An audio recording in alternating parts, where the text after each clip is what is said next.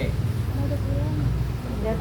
Bang Deo, Ya. kemarin kan Nikita Mirzani anaknya yang belum 17 tahun meminta untuk ibunya ditangguhkan penahanannya. Ya. Tapi sekarang ini akhirnya adik kandungnya sendiri yang datang ke Polda untuk meminta penangguhan penahanan. Bagaimana sih Bang kalau dari segi hukumnya?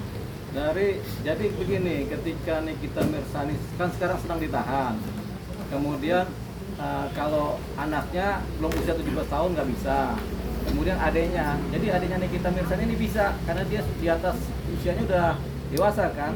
Jadi dia bisa kemudian mengajukan permohonan penahanan. Jadi yang bisa mengajukan permohonan penahanan ini pertama adalah si tersangka sendiri, ya. Yang kedua penasihat hukumnya. Yang ketiga keluarganya, saudara. Dan yang keempat kadang siapapun yang mau menjamin. Siapapun orang yang kemudian kenalan dia mau menjamin bisa. Tapi ini paling dianggap tidak bisa untuk kemudian menjadi penjamin utama. Jadi yang paling bisa itu adalah penasihat hukum dan keluarga. Gitu. Nah, setiap permohonan penangguhan penahanan harus ada penjamin kan, gitu. Persoalannya, apakah bisa kemudian mengajukan permohonan penangguhan penahanan? Jawabannya bisa.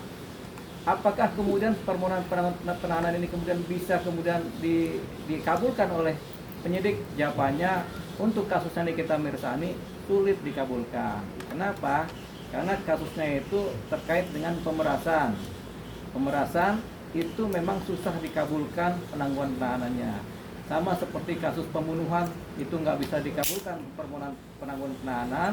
Sama kayak kasus pencurian, penganiayaan berat, perkosaan, percabulan di bawah umur itu nggak bisa ditangguhkan. Termasuk narkotika itu nggak bisa ditangguhkan. Jadi siapapun yang mengajukan permohonan penangguhan penahanan terhadap Nikita Mirzani bisa, tapi agak sulit dikabulkan, malah cenderung nggak bisa dikabulkan. Jadi Nikita Mirzani akan tetap ditahan. Alasannya mungkin yang lebih itu apa sih Bang? Karena Memberatkan. kasusnya adalah kasus pemerasan. Karena kasus pemerasan itu jarang orang ditangguhkan, gitu. Karena dasar dari pemerasan ini mirip sama kasus pembunuhan, melukai orang lain, mencederai orang lain, baik secara psikis maupun fisik.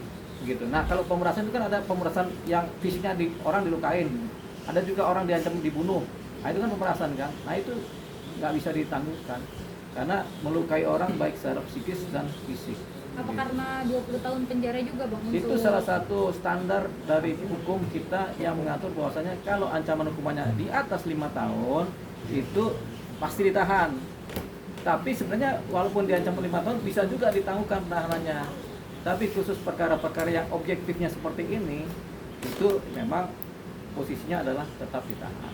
Jadi ada perkara yang posisi penahanannya karena subjektivitas dari penyidik, tapi ada juga perkara yang penahanannya karena objektivitas dari perkara itu sendiri. Yang disebut objektivitas perkara itu sendiri misalnya perkara pencurian. Karena perkaranya pencurian yang nggak mungkin dilepaskan dia setelah ditangkap. Perkara pembunuhan, kan nggak pernah ada perkara pembunuhan si pelakunya kemudian dilepaskan, ditangguhkan, kan tidak ada. Sama kayak pemerasan tidak pernah ada. Kalau misalkan pengen justice collaboration Bang? Justice kolaborasi, justice kolaborator kan? Iya, RJ namanya. Iya. Iya kan? Iya. Apa kebanyakan RJ itu? Restoratif justice. Jadi kalau kita bicara restoratif justice, tidak semua perkara bisa restoratif justice. Perkara yang tidak bisa itu pembunuhan, pencurian, itu sebenarnya tidak bisa. Penganiayaan berat itu sebenarnya tidak bisa.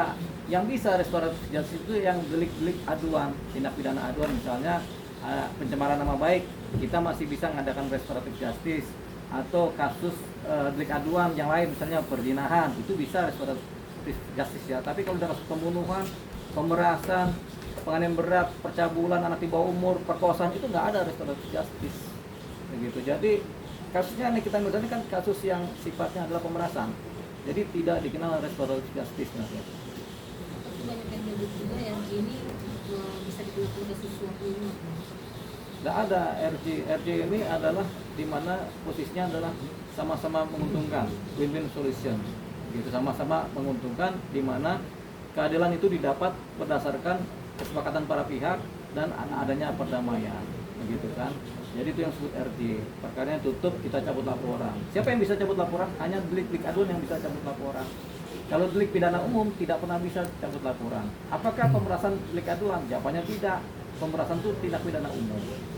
gitu. Korbannya ada. Sama kayak penggelapan, penipuan itu sebenarnya delik pidana umum. Ada korbannya tapi itu merugikan masyarakat juga. Begitu. Jadi, tapi kalau penipuan penggelapan masih bisa tuh prokuratur untuk kemudian saling berdamai. Misalnya uangnya dibalikin, sudah diputuskan berdamai, masih bisa. Tapi kalau kasus pemerasan agak berbeda, karena kasus pemerasan sama seperti kasus pencurian berat, penganiayaan, pembunuhan itu sama. Ya. Karena ada unsur ancamannya itu. Ancaman ini bisa macam-macam. Ada ancaman membunuh, ada ancaman menculik, ada ancaman membakar rumah, ada ancaman yang halus. Nanti ancamannya nanti jelek-jeleknya kamu nggak kita ceritakan ke publik, itu kan termasuk ancaman. Ancaman yang paling halus itu. Nah, pemerasan yang paling halus yang seperti tadi itu, mengancam, memeras. Pemerasan yang paling halus ya, memeras dengan cara nanti kalau kamu ngasih uang, nanti saya nggak ceritakan tuh keadaan rumah tangga keluarga kamu, yang baik-baik aja saya ceritakan. Itu kan itu termasuk pemerasan secara halus. Tapi tetap pemerasan. Yang memberikan uangnya itu, Bang? Memberikan uang ya korban. Yang memberikan uang karena diperas ya korban. Jadi korban itu kemudian menyerahkan uangnya karena dia merasa diperas dan diancam. Karena biasanya pemerasan itu dibarengi dengan ancaman. Setiap pemerasan harus dibarengi dengan adanya ancaman-ancaman, baik ancaman kasar maupun ancaman halus. Artinya kan ketika dia mengasih uangnya, artinya kan produknya dia bermasalah, Bang. Apakah kena juga, Bang? Nah, itu korban. Jadi orang yang diperas itu selalu korban. Makanya kasusnya pemerasan. Jadi ada pemerasan, ada suap penyuap. Suap penyuap itu biasanya adalah dengan pejabat negara, penyuapan kan. Nah, diberi namanya kan. Jadi penyuapan itu kita swasta menyuap pejabat negara, tujuannya apa? Supaya ada putusan. Misalnya kita mau ngelamar kerja ke jadi CPNS, kita nyuap tuh si pejabat negara yang melaksanakan penilaian CPNS kan, akhirnya kita diluluskan. Itu namanya penyuapan. Tapi kalau swasta dengan swasta, jawabannya tidak.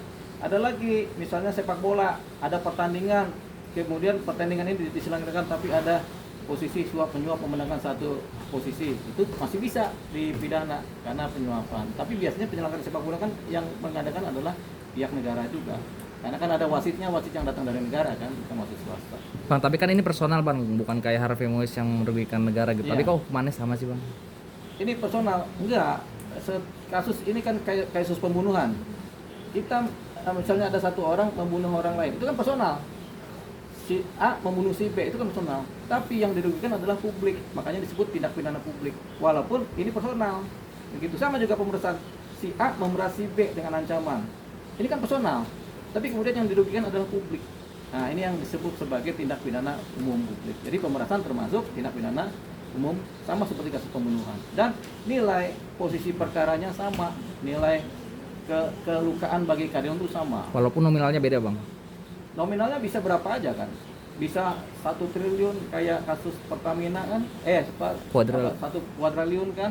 Bisa cuman 700 triliun kayak kasus Harvey Mois. Bisa juga cuma 4 miliar, tapi nilai perkaranya sama. Bang, Nilai kelakuannya sama. misalkan ini apa kalau ada yang mau menjenguk kasus pemerasan ini dibatasi, Bang, atau gimana sih, Bang? Karena kan tadi salah satu temennya iya. ada yang mau datang tapi nggak boleh masuk nih. Jadi begini, penjenguk terhadap tersangka yang ditahan, terhadap orang yang gantung ada waktunya. Senin Kamis, Senin Selasa Rabu Kamis Jumat misalnya, jamnya jam 9 sampai jam 3. Itu ada waktunya. Kemudian tidak semua orang, tidak semua keluarga boleh menjenguk, hanya pada saat-saat tertentu dan keadaan tertentu dan siapa sebaiknya. Jadi nggak bisa semua orang kemudian bisa menjenguk. Ini kan bukan rumah sakit nih, ruang tahanan. Dan kalau rumah sakit masih bisa, rumah sakit aja ada waktunya tuh. Posisi orang menjenguk. Sama juga ruang tahanan juga ada untuk menjaga ketertiban di dalam tahanan. Jadi nggak semua orang bisa. Begitu. Jadi yang bisa itu biasanya cuma penasihat hukum sama keluarga saja yang bisa menjenguk. Soalnya masih ada yang mau nggak mau ganti topik nih.